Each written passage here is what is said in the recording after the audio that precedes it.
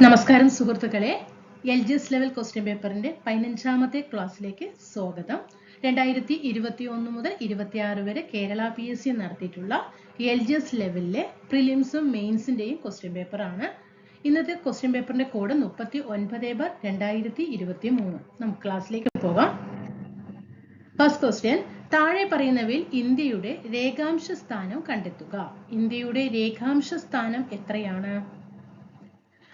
68 degree കിഴക്ക് മുതൽ 97 degree 25 കിഴക്ക് വരെ അല്ലെ. 68 ഡിഗ്രി കിഴക്ക് മുതൽ 97 ഡിഗ്രി കിഴക്ക് വരെയാണ് ഇന്ത്യയുടെ രേഖാംശ സ്ഥാനം എന്ന് പറയുന്നത്. അക്ഷാംശ സ്ഥാനമാണ് ഏത്? 8 ഡിഗ്രി 4 വടക്ക് മുതൽ 37 ഡിഗ്രി 6 വരെ എന്നുള്ളത് അക്ഷാംശീയ സ്ഥാനമാണ്. അക്ഷാംശം ട്ടോ. ഇത് രേഖാംശം, തെറ്റാൻ പാടില്ല. താഴെ കൊടുത്തിരിക്കുന്നവയിൽ ഹിമാലയൻ നദികളിൽ ഉൾപ്പെടുന്നവ ഏതെല്ലാം? ഹിമാലയൻ നദികൾ, രണ്ട് തരം നദികൾ ഇന്ത്യയിലുണ്ട് അല്ലെ. ഹിമാലയൻ നദികളുണ്ട്, ഉപദ്വീപീയ നദികളുണ്ട്. അതിൽ ഹിമാലയൻ നദികൾക്ക് ഉദാഹരണമാണ് സിന്ധു, ഗംഗ, ബ്രഹ്മപുത്ര. 1, 2, 3. നർമ്മദ ഉപദ്വീപീയ നദികൾക്ക് ഉദാഹരണമാണ്. ഹിമാലയൻ നദികൾ എന്ന് പറയുമ്പോൾ ഹിമാലയത്തിൽ നിന്ന് ഉത്ഭവം ആയതുകൊണ്ടാണ്. ഇന്ത്യയിൽ ഏറ്റവും കൂടുതൽ ചൂട് അനുഭവപ്പെടുന്ന ജയ്സാൽമീർ ഏത് ഭൂവിഭാഗത്തിൽ പെടുന്നു? ജയ്സാൽമീർ ഏറ്റവും കൂടുതൽ ചൂട് എന്ന് തന്നെ ഇവിടെ പറയുന്നുണ്ട്. അപ്പൊ ഏതാ? താർ മരുഭൂമി. ഇന്ത്യയിൽ തെക്കു പടിഞ്ഞാറൻ മൺസൂൺ ഏറ്റവും കൂടുതൽ ലഭിക്കുന്ന കാലയളവ് എപ്പോഴാണ്? ജൂൺ മുതൽ സെപ്റ്റംബർ വരെയാണ് തെക്കു പടിഞ്ഞാറൻ മൺസൂൺ ഏറ്റവും കൂടുതൽ ലഭ്യമാകുന്നത്. സുന്ദരവനം ഡെൽറ്റ പ്രദേശം ഉൾപ്പെടുന്ന ഇന്ത്യയിലെ സംസ്ഥാനം, ഏറ്റവും കൂടുതൽ കണ്ടൽക്കാടുകൾ ഉള്ള സംസ്ഥാനം, അതാണ് ചോദ്യം. പശ്ചിമ ബംഗാളാണ്.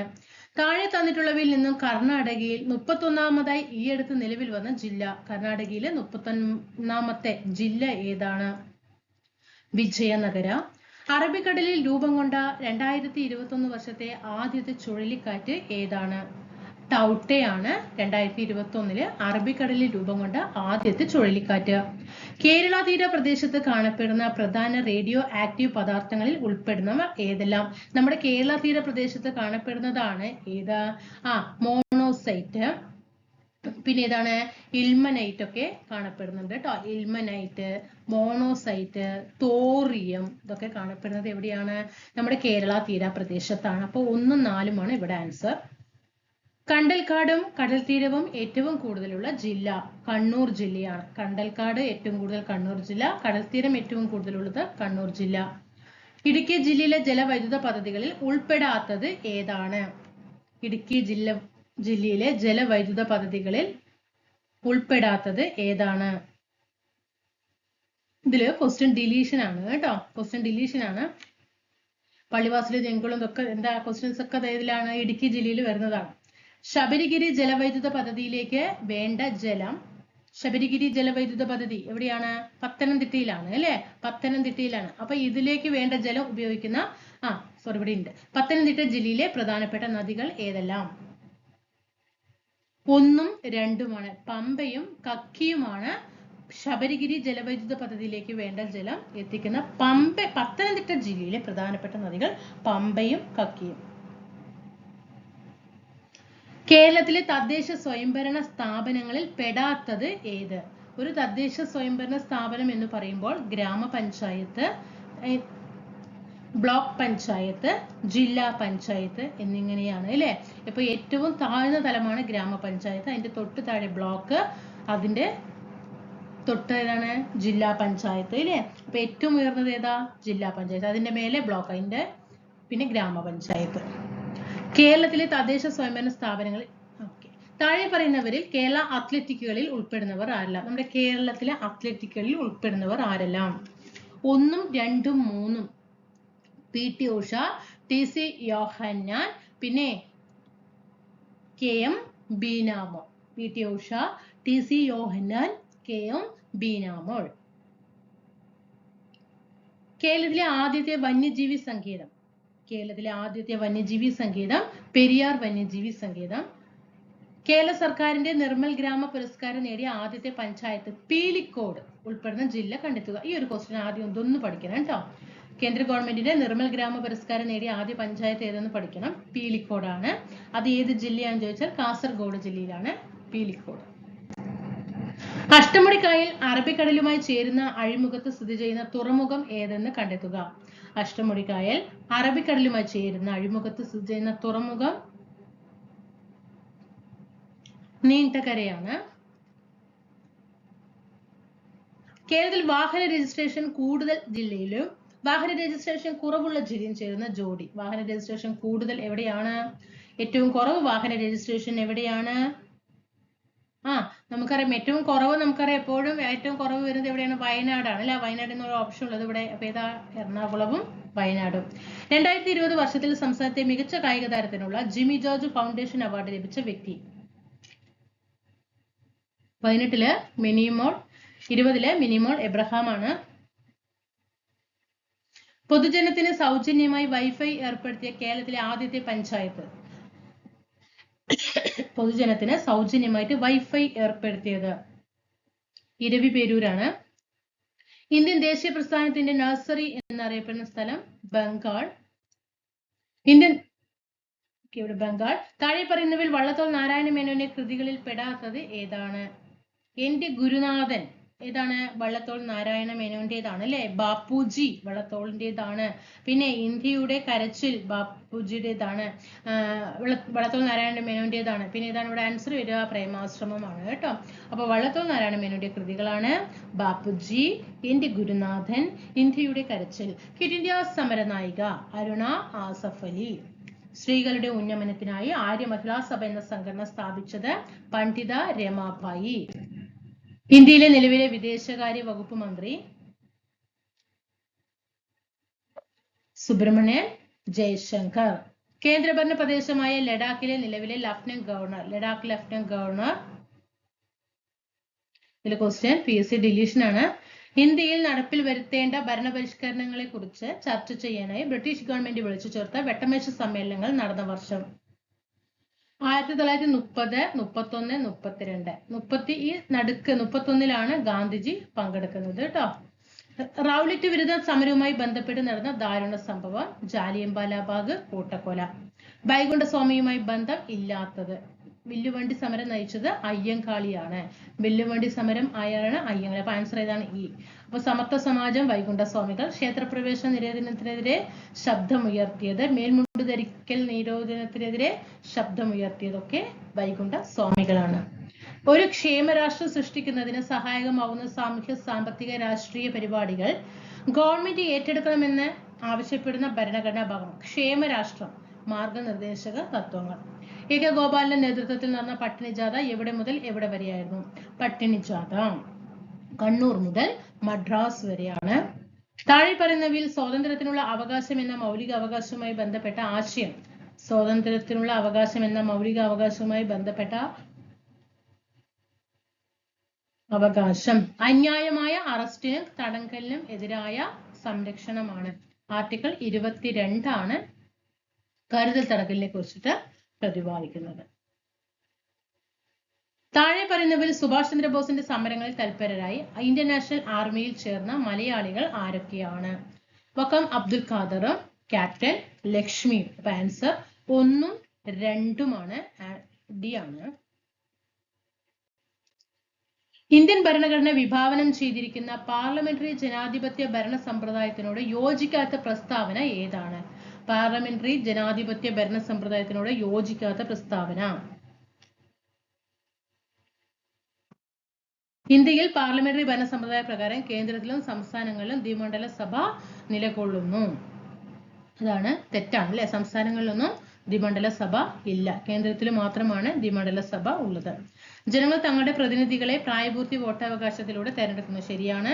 തെരഞ്ഞെടുക്കപ്പെട്ടവർ ചേർന്ന ഒരു ജനപ്രതിനിധി സഭയെ പ്രവർത്തിക്കുന്നു. ശരിയാണ്. നിയമനിർമ്മാണമാണ് ജനപ്രതിനിധി സഭയുടെ പ്രധാനപ്പെട്ട ചുമതല. ഗാന്ധിജി മുന്നോട്ട് വെച്ച നൈൻ താലീം വിദ്യാഭ്യാസ പദ്ധതിയുമായി ബന്ധം ഇല്ലാത്തത് ഏത്? 1 മാത്രം അല്ലേ. ഗാന്ധിജി വിദ്യാഭ്യാസ പദ്ധതിയാണ് നയിം താലിം വിദ്യാഭ്യാസ പദ്ധതി. അദ്ദേഹം എങ്ങനെയാണ് പാശ്ചാത്യ വിദ്യാഭ്യാസം നൽകുക? പാശ്ചാത്യ വിദ്യാഭ്യാസം പറഞ്ഞാൽ ഇംഗ്ലീഷ് വിദ്യാഭ്യാസത്തിന് അല്ല അല്ലേ? അപ്പൊ ഇതാണ് ആൻസർ കേട്ടോ. എന്നാൽ ഈ കാര്യങ്ങളൊക്കെ അതുമായി ബന്ധപ്പെട്ട കാര്യങ്ങളാണ്. വിദ്യാഭ്യാസം ഉൽപാദനക്ഷമമായ എന്തെങ്കിലും തൊഴിലുമായി ബന്ധപ്പെടുത്തി വേണം. 8 മുതൽ 14 വയസ്സ് വരെയുള്ള കുട്ടികൾക്ക് സൗജന്യവും നിർബന്ധിതവുമായ വിദ്യാഭ്യാസം നൽകണം. വിദ്യാഭ്യാസം മാതൃഭാഷയിൽ ആയിരിക്കണം. ഇന്ത്യൻ ഭരണഘടനയുമായി ബന്ധപ്പെട്ട് ശരിയായ പ്രസ്താവനകൾ ഏവ? ശരിയായ പ്രസ്താവനകൾ 2, 3, 4 ഭരണഘടനാ ഡ്രാഫ്റ്റിംഗ് കമ്മിറ്റിയുടെ ചെയർമാൻ BR അംബേദ്കർ ആയിരുന്നു. സ്വതന്ത്രമായി നീതിന്യായ വ്യവസ്ഥ ഉറപ്പുവരുത്തുന്നു. 6 മൗലിക അവകാശങ്ങൾ ഉൾക്കൊള്ളുന്നു. ഇതൊക്കെ ഭരണഘടനയുമായി ബന്ധപ്പെട്ട് ശരിയായിട്ടുള്ള പ്രസ്താവനയാണ്. ലോകത്തിലെ ഏറ്റവും വലിയ എഴുതപ്പെട്ട ഭരണഘടനയാണ് ഇന്ത്യൻ ഭരണഘടന. ചട്ടമ്പിസ്വാമികളുമായി ബന്ധപ്പെട്ട പ്രസ്താവനകൾ ഏത്?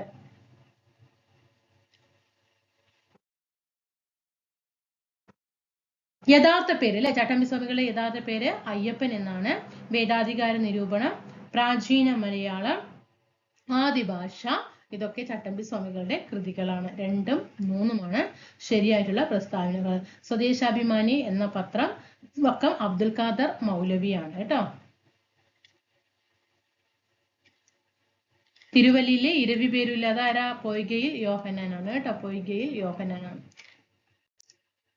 ഇന്ത്യയിൽ ചെമ്പിന്റെ പ്രധാനപ്പെട്ട ഉൽപാദക സംസ്ഥാനങ്ങൾ, ചെമ്പ് ഉൽപ്പാദിപ്പിക്കുന്ന പ്രധാനപ്പെട്ട സംസ്ഥാനങ്ങൾ ഇവിടെ ജാർഖണ്ഡ്, രാജസ്ഥാൻ, മധ്യപ്രദേശ്.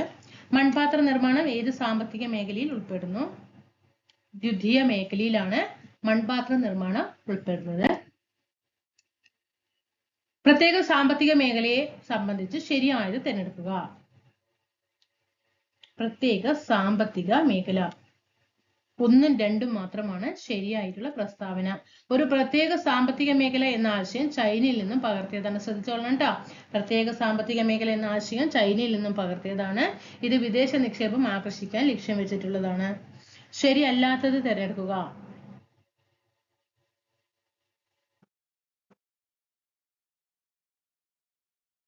ഇവിടെ RRB ആണ് തെറ്റായിട്ടുള്ള പ്രസ്താവന. 1935 RBI. 1935 RBI. പിന്നെ 1982 ഇത് നബാർഡ്.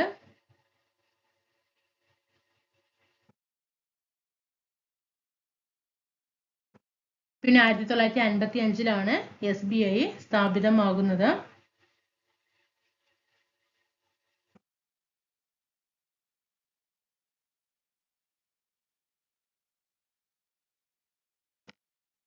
ഇവിടെ RRB 1975 കേട്ടോ.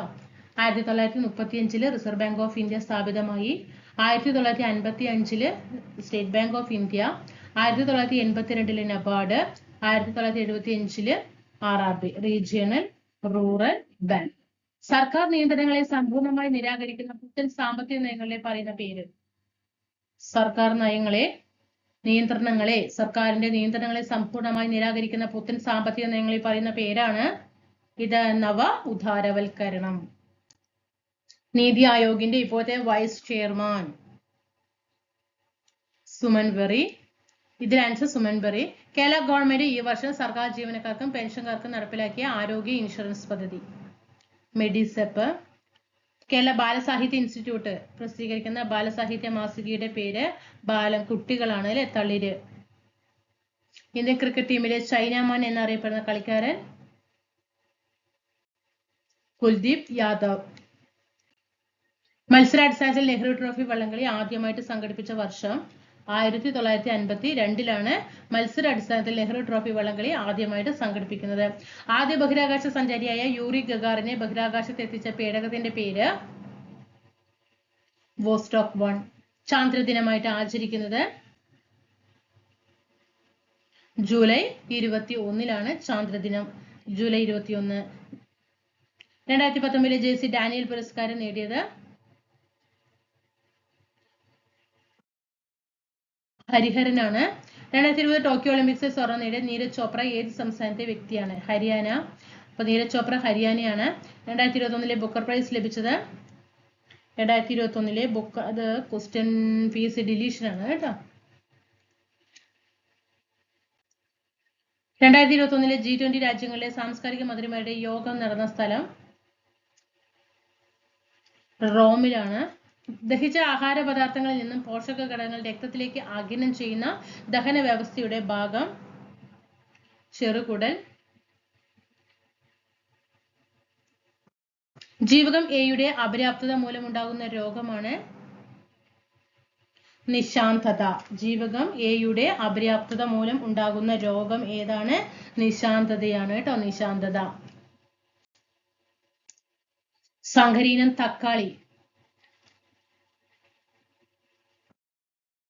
സങ്കരീനം തക്കാളി മുക്തിയാണ് അല്ലെ. മുക്തി, അനഘ, അക്ഷയ ഇതൊക്കെ തക്കാളിയുടെ ഇനങ്ങളാണ്. പവിത്ര നെല്ലാണ്.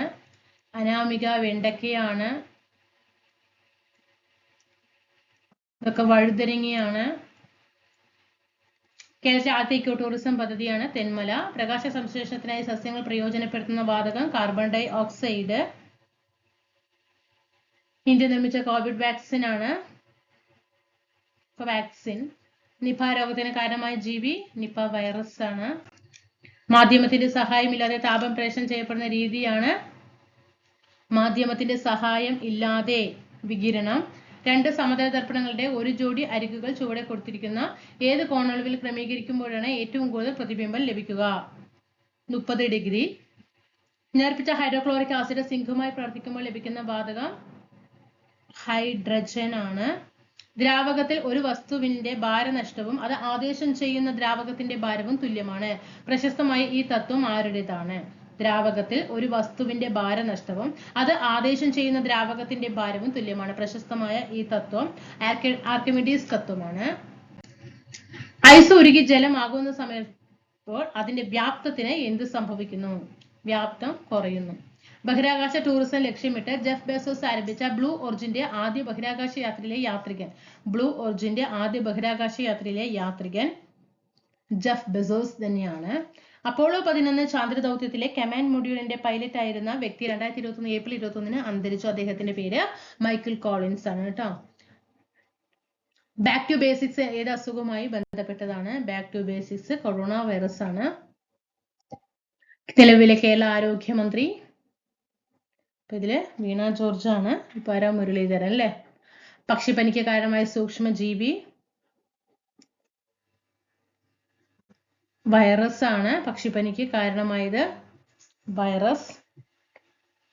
ലോക ജനസംഖ്യാ ദിനം ജൂലൈ 11. ലോകാരോഗ്യ സംഘടനയുടെ ആസ്ഥാനം ജനീവ. ഓങ്കോളജി ഏത് അസുഖത്തെ കുറിച്ചിട്ടുള്ള പഠനമാണ്? ക്യാൻസർ.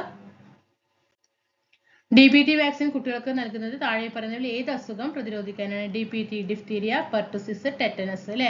Diphtheria, pertussis, tetanus.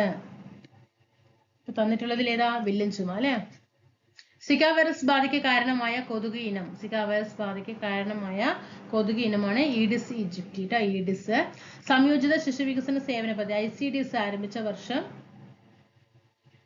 1975. ദേശീയ ആരോഗ്യ ദൗത്യത്തിന്റെ ഭാഗമായി എത്ര ജനസംഖ്യക്കാണ് ഒരു ആശാ പ്രവർത്തകയെ നിയോഗിച്ചിട്ടുള്ളത്? 1000 ട്ടോ. 1000 പേർക്കാണ് ഒരു ആശ. ORT ഏത് അസുഖത്തിന് കാരണമായ പ്രതിരോധമാണ്? Oral rehydration.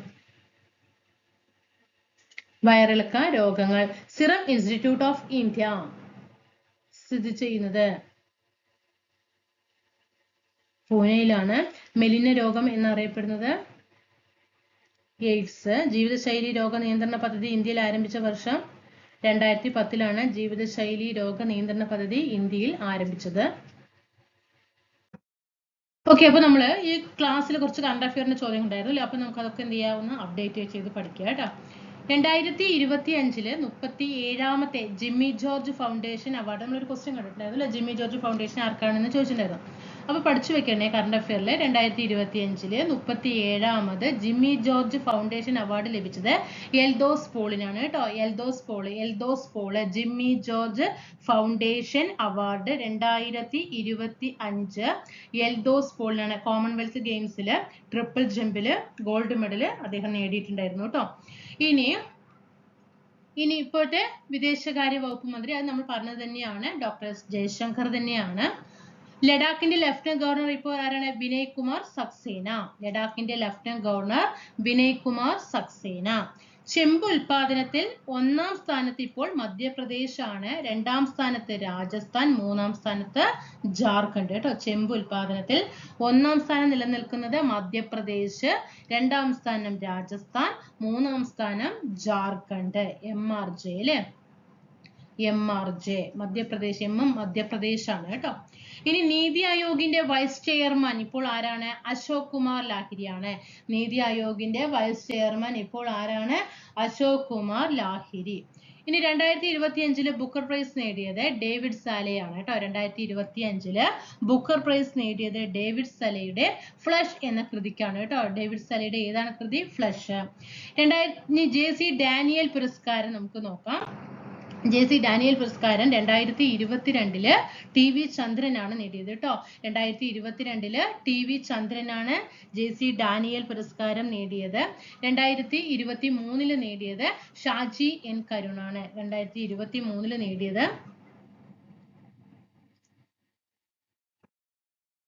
2023 Shaji N Karun കേട്ടോ. ഷാജി N കരുൺ. 2024 ശാരദ. അപ്പൊ 2022 TV ചന്ദ്രൻ, 2023 Shaji N Karun, 2024 JC Daniel പുരസ്കാരം നേടിയത് ശാരദയാണ്. ആദ്യത്തെ JC ഡാനിയൽ പുരസ്കാര ജേതാവാണ് TE വാസുദേവൻ. ആദ്യത്തെ JC ഡാനിയൽ പുരസ്കാര നേതാവ് TE വാസുദേവൻ. ആരാണ്? TE വാസുദേവൻ. അപ്പൊ അവസാനത്തെ ആരാ? ശാരദ കേട്ടോ. ശാരദ. അപ്പൊ ഇത്രയും കാര്യങ്ങൾ കറണ്ട് അഫെയറിൽ നമ്മൾക്ക് ഈ ക്വസ്റ്റ്യൻ പേപ്പറിൽ നിന്ന് അപ്ഡേറ്റ് ചെയ്യേണ്ടതുണ്ട്. വിദേശകാര്യ വകുപ്പ് മന്ത്രി ആരാണ്? Doctor S Jaishankar. പഠിച്ചു വെക്കണം കേട്ടോ. അതേപോലെ നീതി ആയോഗിന്റെ വൈസ് ചെയർമാൻ ആരാണ്? ലഡാക്കിന്റെ ലഫ്റ്റനന്റ് ഗവർണർ ആരാണ്? ഇപ്പോഴത്തെ 2025 ബുക്കർ പ്രൈസ് ജേതാവ് ആരാണ്? ജിമ്മി ജോർജ് ഫൗണ്ടേഷൻ അവാർഡ് നേടിയത് ആരാണ്? JC ഡാനിയൽ പുരസ്കാരം നേടിയത് ആരാണ്? ഇത്രയും കാര്യങ്ങളൊക്കെ കറണ്ട് അഫെയറിൽ അപ്ഡേറ്റ് ചെയ്യണം. ഓക്കെ ആണല്ലോ അല്ലേ? അപ്പൊ നമ്മുടെ ക്ലാസ്സുകളൊക്കെ ഇഷ്ടപ്പെടുകയാണെങ്കിൽ തീർച്ചയായിട്ടും കൂട്ടുകാർ സബ്സ്ക്രൈബ് ചെയ്തിട്ട് സപ്പോർട്ട് ചെയ്യുക, ലൈക്ക് ചെയ്യുക, ഷെയർ ചെയ്യുക, താഴെ കമന്റ് ചെയ്യുക. തീർച്ചയായിട്ടും നമ്മുടെ ടെലിഗ്രാം ഗ്രൂപ്പിൽ ജോയിൻ ചെയ്യുക. നമ്മുടെ കമ്പനി കോർപ്പറേഷൻ ലാസ്റ്റ് ഗ്രേഡിലും BFA BFO AD ഒക്കെ തയ്യാറെടുക്കുന്ന ഉദ്യോഗാർത്ഥികൾക്ക് വേണ്ടിയിട്ട് ഷോർട്ട് ഏരിയ പുതിയ SCRT പാഠഭാഗങ്ങളെ അടിസ്ഥാനമാക്കി കോൺസ്റ്റിറ്റ്യൂഷൻ, എക്കണോമിക്സ്, ജോഗ്രഫി, സയൻസ് എല്ലാം ഉൾപ്പെടുത്തിക്കൊണ്ട് ക്ലാസ്സുകൾ ചെയ്തു വരുന്നുണ്ട്. സപ്പോർട്ട് ചെയ്യുക കേട്ടോ. അടുത്ത ക്ലാസ്സിൽ കാണാം. എല്ലാവർക്കും നന്ദി, നമസ്കാരം.